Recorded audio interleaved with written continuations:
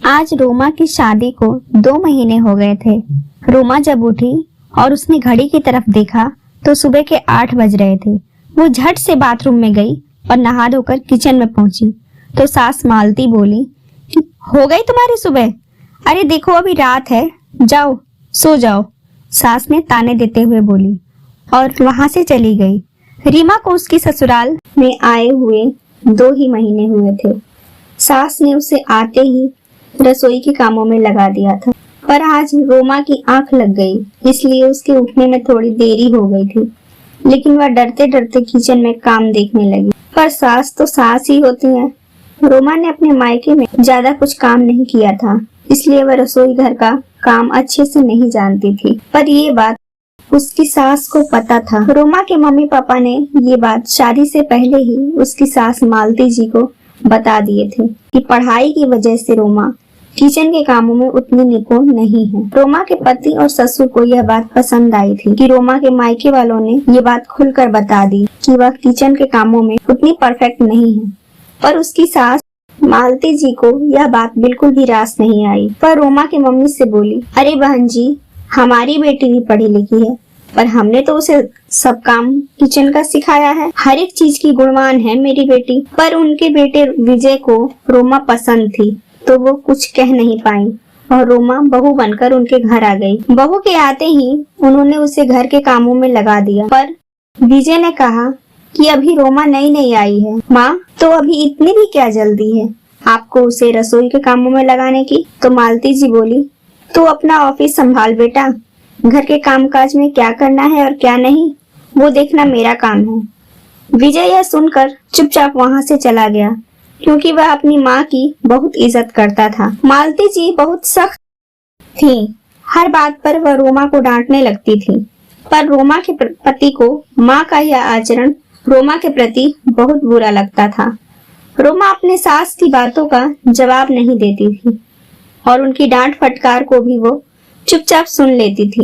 आज सुबह भी रोमा की सास गुस्से से जल रही थी, क्योंकि सुबह उठने में रोमा आज लेट हो गई थी। उसे ज्यादा कुछ अभी बनाने भी नहीं आता, पर आज सास ने कहा था कि पूरी, खीर और मसालेदार सब्जी बनानी है। रोमा जल्दी जल्दी आटा गूंथने लगी और आटा गूंथकर किनारे रख दी। फिर कुकर में दूध और चावल उबालने को गैस पर चढ़ा दिया। चावल उबल रहे थे खीर के लिए और अब सब्जी बनाने के लिए मसाला पीसना था। रोमा सिलबट्टे पर मसाला पीसने लगी, पर मिर्ची उसके हाथों में लग रही थी, क्योंकि लाल मिर्च तो तेज थी मसालों में, तो उसके हाथ में जलन होने लगी। तो वो अपनी सास से बोली कि मम्मी जी, मेरे हाथों में जलन हो रही है, तो मैं थोड़ा क्रीम लगा लेती हूँ, थोड़ा आप देख लेंगी क्या? तो सास चिल्लाते हुए बोली, तुम ही आई हो क्या अनोखी, कभी सिलबट्टे पर मसाला नहीं पीसी हो तुम? तो रोमा, मम्मी जी इसमें मिर्च ज्यादा है, मैं धनिया जीरा पीस लेती थी, पर मिर्च मम्मी पीस देती थी।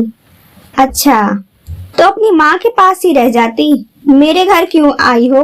मालती जी गुस्से से बोली। विजय ऑफिस के लिए तैयार हो रहा था, वो सब बातों को सुन रहा था। रोमा, मेरी टाई कहाँ रख दी हो? मुझे मिल नहीं रही, क्या कर रही हो? जरा इधर आना।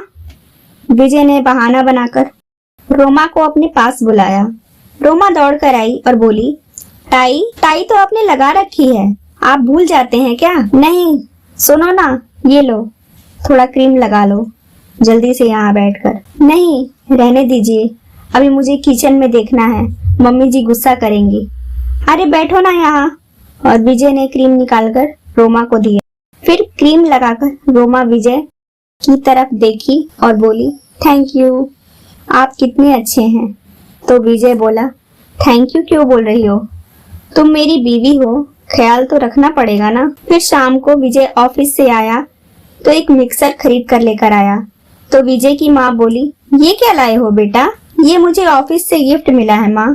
विजय मिक्सी को पैक करवाकर गिफ्ट के तौर पर लेकर आया था और माँ से बोला, जरा खोल के देखना माँ, इसमें क्या है? तो रोमा की सास खोलने लगी। तभी चाय लेकर रोमा विजय के पास आई और चाय देकर वहीं खड़ी हो गई। अरे वाह, ये तो मिक्सर ग्राइंडर है, बहुत अच्छा गिफ्ट मिला है तुमको। मालती जी खुश होकर अपने बेटे से बोली, अच्छा मिक्सर है, चलिए तब तो बहुत बढ़िया हुआ मम्मी, अब तुम्हारे हाथ में जलन नहीं होगी, है ना? विजय तिरछी नजर से पत्नी की तरफ देखकर मुस्कुरा कर बोला। रोमा हंसकर वहां से चली गई। तभी उसमें से बिल की पर्ची विजय की माँ को मिली, जिसमें विजय का नाम और मिक्सर का दाम लिखा था। अच्छा, गिफ्ट मिला था या तू खरीद कर लाया है? विजय कुछ न बोल पाया और मुस्कुराया। अच्छा, अब मैं समझी ये गिफ्ट कैसे मिली तुझे। आज तक मेरे लिए तो कुछ भी नहीं लाया। मैं भी सिलवटे पर ही पीसती थी, मेरे भी हाथों में जलन होती थी। मेरे लिए तो कभी नहीं लाया तू। बीवी की बड़ी चिंता है तुझे। मालती जी विजय की तरफ देखकर बोली। अरे तो अब आ गई है ना मिक्सी, अब तुम भी इस्तेमाल करना। सिर्फ बहू ही थोड़ी इस्तेमाल करेगी इसे, ये तुम्हारे भी तो काम आएगी। विजय के पापा अपनी पत्नी को समझाते हुए बोले। तो माँ, आपने कभी बताया ही नहीं मुझे, मैं आपके लिए भी ले आता। अब आप बताएंगे तभी ना। वो तो रोमा के हाथों में जलन हुई, तब मुझे पता चला कि मसाला पीसने पर जलन भी होती है। नहीं तो मैं आपके लिए भी ले आता। अपनी माँ के कंधों को पकड़कर विजय बोला और बीवी की तरफ देखकर मुस्कुरा रहा था। आज मुझे जब ये पता चला तो मैं ले आया। माँ, भले ही वो मेरी पत्नी है, पर मैं आपको भी उतना ही सम्मान देता हूँ। क्योंकि रोमा मेरी पत्नी है तो आप भी मेरी माँ हो, आप भी उतनी ही महत्वपूर्ण हो मेरे लिए। रोमा तो अब आई है माँ, पर मैं आपकी भी उतनी ही इज्जत करता हूँ। आप बताइए तो सही, आपको घर में और क्या चाहिए? मैं आपके लिए सब कुछ ला कर रख दूंगा। यह सुनकर मालती जी की आंखों में आंसू आ गए। विजय की माँ अपने बेटे को गले लगाते हुए बोली, हाँ बेटा, तुम तो लाखों में एक हो।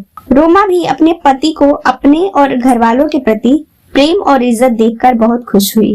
दोस्तों, अगर आपको हमारी ये कहानियाँ पसंद आती हैं तो प्लीज आप हमारे चैनल को सब्सक्राइब कीजिए, लाइक कीजिए और कमेंट करके अपनी राय जरूर दीजिए। धन्यवाद।